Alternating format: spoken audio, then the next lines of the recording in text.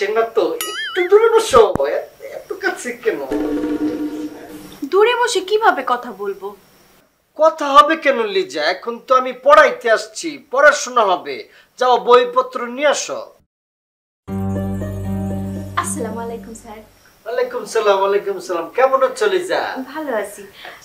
আপনার পাশে কি বসতে পারি? হ্যাঁ বসো বসো, অসুবিধা কি, বসো বসো বসো। এত এত পাশে না তো, একটু দূরে বসো। এত কাছে কেন? দূরে বসে কিভাবে কথা বলবো? কথা হবে কেন লিজা? এখন তো আমি পড়াইতে আসছি, পড়াশোনা হবে। যাও বইপত্র নিয়ে আসো। স্যার আজকে বইপত্র আনবো না, আজকে শুধু আপনার সাথে গল্প করব, আর গল্পের ছলে বুঝে নিব আপনি কত বড় মাস্টার। শোনো, আজকে কিন্তু আমি অন্য মানুষ। আমি তোমার রেজা ভাই না, আমি তোমার ভাইয়ের বন্ধুও না।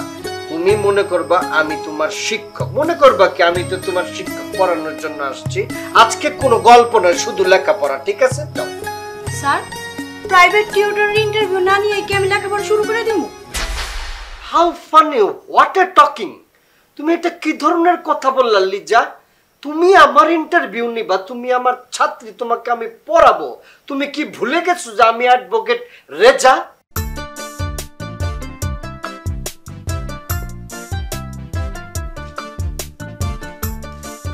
আসসালামু আলাইকুম। ওয়ালাইকুম আসসালাম। কেমন আছেন মুস্তাফা ভাই? আরে ভালো নাই রে, একটা দরুর উপরে আছি। ভালো নাই কেন? আরে পার্টির কোনো সহযোগিতা নাই। হাই হাই, কই কি পার্টি সহযোগিতা না থাকলে তুমি রংবাজি করবা কেমনে? ও এটাই চিন্তা করতেছি। না অবশ্য আছে সব। ও না, তোর কম যাবো না, তুই তো ব্যাকল আসছ, কথা কথা এটা ফাঁস করে দিবি। যাহা বলিব সত্য বলিব, মিথ্যা বলে বিপদে পড়বে না। তুমি আমারে যতটা ব্যাকল পাবা, আমি কিন্তু অতটা ব্যাকল না।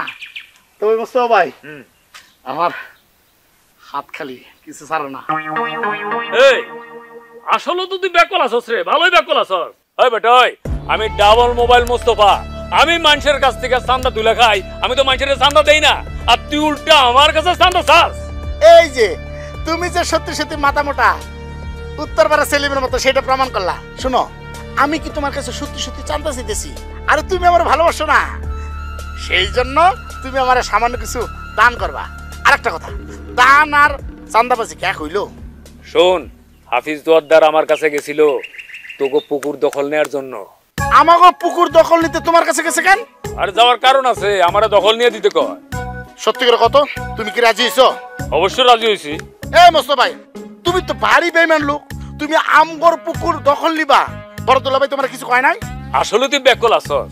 শোন, আমি ডাবল মোবাইল মোস্তফা, হাফিজ ওয়াদ্দারের কাছ থেকে খালি টাকা খামু, কিন্তু আসলে পুকুর আমি দখল করুম না, বুঝছস?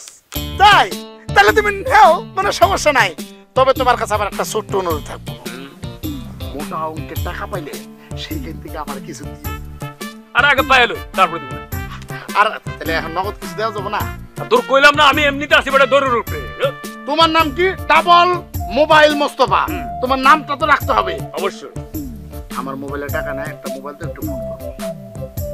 ডাবল মোবাইলে রাখছি বলে মনে করিস না যে সব মোবাইলে টাকা আছে। এটা তো মনে, এটা তো কথা কম, কিছু ব্যালেন্স আছে, এটাতে ব্যালেন্স নেই। ফোন একটা কথা তোরে কইরা না, আমি শুধু মুখে মুখে মনে মনে হালকা পাতলা বন্ধু বানাই না। আমি যারে বন্ধু বানাই একদম আত্মার ভিতরে, মনের ভিতরে গাইথা রাখি, বুঝছস? দোস্ত, তোর কথা কিন্তু আমার খুব ভালো লাগলো। আচ্ছা, একটা কাজের কথা কই।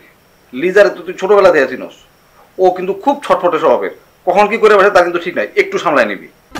শোন, এই রেজার শিক্ষকতার অভিজ্ঞতা অনেকদিন। তুই তো আমার ছোট কালের বন্ধু, তুই তো সবকিছু জানস। কত প্রাইভেট পড়াইছি না, বিশেষ করে ইংরেজি পড়াইছি না।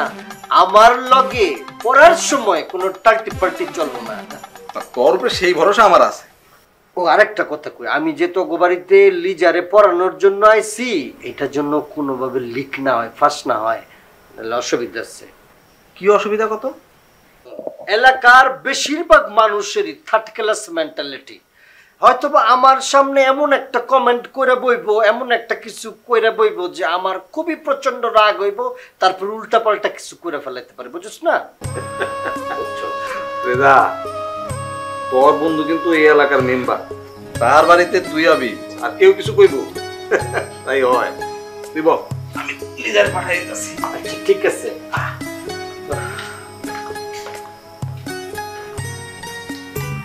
নতুন আবার একটা চাকরি হয়ে গেল গানা, আবার শিক্ষক, নিজেরই লজ্জা লাগতেছে।